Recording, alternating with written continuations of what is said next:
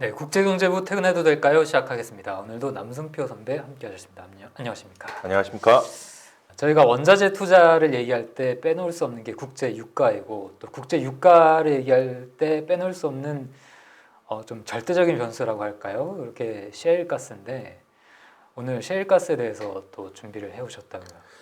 그렇죠. 이제 우리가 이른바 셰일 레볼루션, 셰일 혁명이라고 얘기를 하면서 그러니까 이게 팥의 압출 공법입니까? 이걸 통해서 사실 그동안 채산성이 없다. 이 수지가 맞지 않는다라고 하던 지층에 있던 기름 그리고 천연가스 등을 뽑아 올릴 수 있게 되면서 미국이 이제 산유국으로 바뀌고 에너지 수출국으로 이제 전환하는 이것을 두고 이제 셰일 혁명이다 이렇게 부르면서 굉장히 이제 충격적인 사건으로 받아들였던 게 사실 몇 년 되지도 않았습니다. 네. 근데 최근 그런 생각 해보지 않았습니까? 지금 바이든 행정부 출범 이후에 가장 바이든 행정부를 괴롭히고 있는 것 중에 하나가 이제 인플레이션인데요. 특히 에너지 가격입니다. 그래서 이제 그런 얘기도 있었죠. 이제 바이든 대통령이 뭐 얼마 전에 이제 사우디에 전화를 걸어서 좀 생산량 좀 늘리시오 하고 직접 전화를 했는데 사우디에서 no, 이제 거절했다. 근데 좀 이상하다는 생각 안 해보셨어요? 미국이 산유국이고 또 뭐 천연가스, 액화 천연가스 같은 경우는 이제 유럽으로 지금 수출까지도 하는 상황인데 왜 그럼 자국 내에 생산을 늘리면 되지? 왜 그렇게 산유국들에게 이제 부탁을 할까 네. 하는 부분이 좀 이제 의문이었었는데요. 네. 월스트리트 저널이 이제 그 이유에 대한 하나의 좀 단초가 될 만한 기사를 좀 분석해서 실었길래 한번 독자 시청자 여러분들께도 한번 소개해드리고 싶어서 가져와 봤습니다. 네. 뭐 제목을 딱 보시면 아시겠지만 오일 프래커스 이제 셰일업자들 얘기한 건데요. Brace for end of the U.S. shale boom. 미국 셰일 붐이 끝났다는 이야기입니다. 네. 이제 뭐 지금 당장 끝났다 그런 얘기는 아니고요. 이제 월스트리트 저널이 이제 라이스타드 에너지라든지 번스타인 리서치 그리고 이제 플로우라는 어떤 분석 회사들의 그 셰일 업체들의 인벤토리 채굴 이제 남은 재고량에 대한 어떤 분석과 평가를 이렇게 모아봤더니 현재와 같이 이렇게 이제 생산량 증감 없이 지금 수준에서의 어떤 생산량을 유지한다면은 뭐 한 10년, 10수년 정도. 네.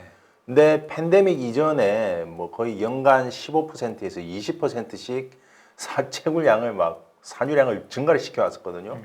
만약 그런 식으로 한다면은 10년이 안 돼서 미국의 셰일 재고가 바닥이 난다는 그 내용의 기사를 실었더라고요. 네. 이게 이제 제가 보니까 월저널이 이번에 처음 이 기사를 실은 게 아니고 2019년에도 좀 비슷한 보도를 했다고 하는데요. 그래서 지금 현재 미국 내에서 원유 생산량이요, 그 에너지 정보청에 따르면은 뭐 하루에 1,150만 배럴 정도 된다고 합니다. 네. 근데 이제 팬데믹 초기였던 그 2020년 그 초에는 하루 1,300만 배럴 정도 됐다고 하니까 아직까지도 이제 생산량이 그렇게 많이 늘어난 건 아닙니다. 네. 그런데 이제 2020년 4월이었습니까? 그때 이제 유가가 마이너스로 가는 사상 최고의 일이 벌어지면서 이제 네. 석유 생산이 정체가 되고 이랬었는데, 근데 지금은 다시 이 조만간 100불 가는 거 아니야? 뭐 이러고 있는데도 생산량이 지금 늘지를 않고 있습니다. 왜 그런가? 이게 이제 그 말 못할 셰일 업체들의 고민이 있었던 거죠. 네. 예전과 같은 속도로 이거를 이제 유정해서 기름을 뽑아 올리면 이게 몇 년 못 가서 문 닫아야 되는 겁니다. 그래서 지금 월저널에 직접 업체의 최고 경영자가 이런 취재 방향에 동의를 하는 내용의 인터뷰가 있어요. 이게 어디냐면 파이오니어 내추럴 리소스라고 그 서부 텍사스하고 뉴멕시코 쪽에 페르미안 베이신이라고 있습니다. 이제 페르미안 유정이라고 하는데 거기가 이제 그 최대 그 셰일 유정이라고 이제 부르는 데인데요. 네. 여기서 이제 가장 큰 업체라고 합니다.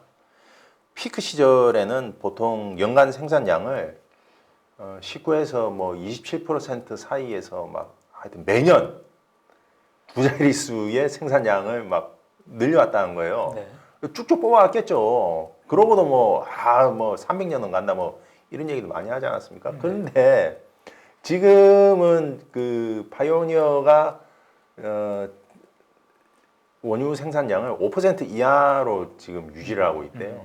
지금 아니 유가가 지금 마이너스 갔다가 지금 70달러 위로 올라와서 지금 90달러 뭐 100달러 이러고 있는데 이 비쌀 때 많이 뽑아야 될 거 아닙니까? 근데 그렇게 하지 않고 있는 겁니다.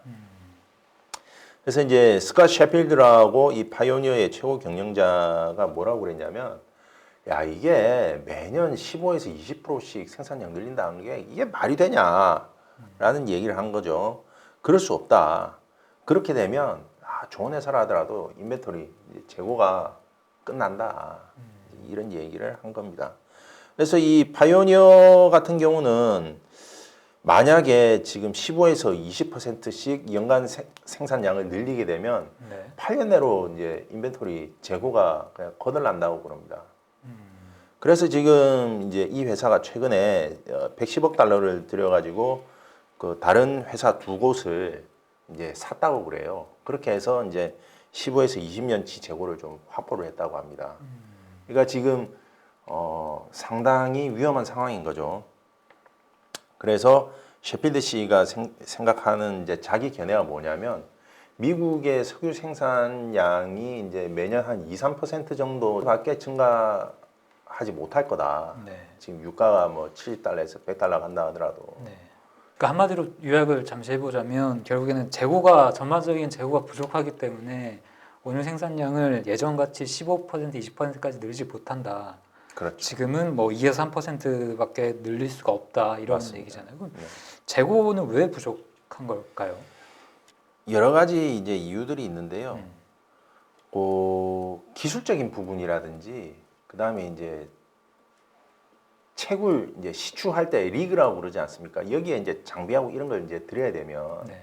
자본 지출이 많이 들어야 되잖아요. 네. 근데 이제 팬데믹 지나면서 투자자들이 네. 마이너스 유가나 이런 거에 확 뒤면서 자본 지출을 엄격하게 통제하기 시작했고, 그다음에 기술적인 부분도 그 셰일 혁명이 시작될 때에 비해서 그렇게 비약적인 증가는 없었던 것 같습니다. 네.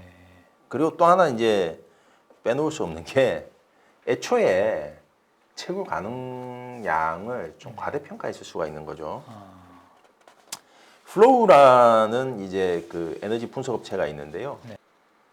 노스다코타 주에 이제 바켄 유정이라고 있다고 합니다. 네. 여기에서 보통 이제 6만 5천 개 정도의 유정이 있고 한 370억 배럴 정도를 생산할 수 있을 거라고 그래요. 처음엔 그렇게 얘기했다고 합니다. 근데 이제 라이스타드가 분석을 해보니까 많이 생산해봐야 280억 배럴 정도가 한계인 것 같다. 좀 밑에 보시면 이제 저 부분에 있죠. 280억 배럴 정도가 뭐 맥시멈이 아니겠느냐. 그리고 뭐 현재 남아 있는 이제 유정이 한 18,000개. 그리고 추가로 이제 시추할 수 있는 게 16,500곳 정도가 되는데, 여기에서 이제 수지 맞는 곳이 자기들이 평가하기에는 3,200곳 미만일 것 같다는 거예요. 그러면은 뚫는다고 해서 다 수지가 맞는 게 아니니까 실패하면은 그 돈은 이제 날리는 건데, 그런 부분에 있어서 이제 투자자들이 굉장히 민감하게 나오고 있고, 또 실제로 투자를 한다고 하더라도 수익성이 있는 유정이 그렇게 많이 안 남은 것 같다는 겁니다. 따라서 애초에 좀 매장량에 대한 평가가 약간 좀 오버슈팅 되지 않았나. 사실 이제 유명한 유정들이 이제 뭐 아까 페르미안 베이신 얘기했습니다. 바켄이라든지 이글포드 같은 이런 유정에서 지금 남은 기간이 라이스타이드가 평가하는 게 바켄 유정 같은 경우는 뭐 한 6년 이내, 이글포드 같은 경우는 5년 이내에 거의 뭐 포괄될 것 같다. 이제 그런 이야기를 하고 있습니다. 그래서 뭐 지금 미국에서 지금 2016년 이후에 어떤 5개의 유전 지역이 있는데, 여기서 이제 시추가 가능한 곳들이 한 2016년에는 6만 8천 곳 정도 되는데, 지금은 한 3만 5천 곳 정도라고 하는 것 같아요. 네. 그래서 이제 어쨌든 그냥 더 파거나 우리는 더 파보겠다 해서 계속 투자하거나, 아니면 수익성 있는 유정이 이제 지질학적으로 분석해 보면 저 회사가 갖고 있는 땅에 있는데 저 회사는 그거에 이제 시추를 할 만큼의 자본 투자를 못 한다. 이런 회사들한테서 그 유정을 그냥 사오는 거예요. 그런 식으로 해서 지금 이제 인수합병이 좀 활발하게 이루어지고 있다고 하고 네. 그런 식으로 해서 지금 셰일 업체들이 상당 부분 통폐합되지 않겠느냐. 이게 셰일이라고 하는 게 그 미국의 어떤 이런 업체들의 문제이기도 하지만 미국 국가적인 국가 전체적인 좀 이슈가 될 수도 있잖아요. 그렇죠. 사실 뭐 미국이 지금 중동 이슈에서 조금씩 발을 빼는 것도 사실 근본적으로 셰일 때문에 그렇게 가능할 수 있었던 건데 그럼 미국이 정부 차원에서 좀 뭐 지원을 해준다던가 뭐 그럴 가능성은 없을까요? 근데 이제 바이든 행정부가 어떤 행정부입니까? 이 기후 좌파라는 말을 듣는 이게 굉장히 친환경을 내세우고 있잖아요. 네.